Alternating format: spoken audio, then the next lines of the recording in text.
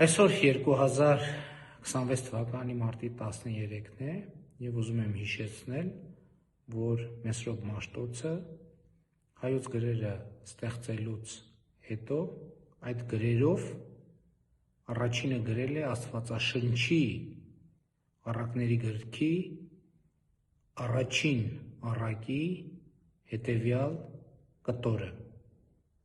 ճանաչել իմաստությունը և խրատը, իմանալ հանճարի խոսքերը, ընկալել խոսքի բարդ դարձվածքները, հասկանալ ճշմարիտ արդարությունը և ուղղել իրավունքը,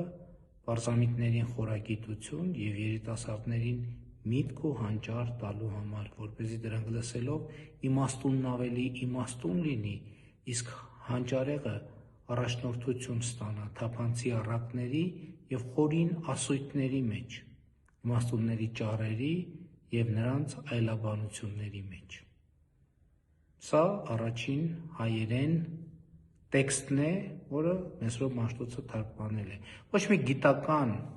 հիմնավորում չկա, թե ինչու է հատկապես այդ կտորից սկսել Մեսրոպ Մաշտոցը հայերեն նոր տեքստի ստեղծումը։ Ես շատ եմ մտածել այդ մասին և իմ եզրակացությունն այն է,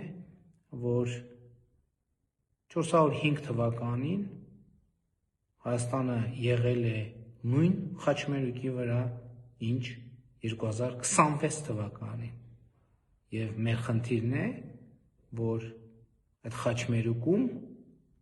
կանգնած լինելով և մտածելով մեր ճանապարհը շարունակենք այնպես, ինչպես պետք է շարունակենք, որպեսզի հետագայում ողբամ քեզ հայոց աշխարհը չգրվի։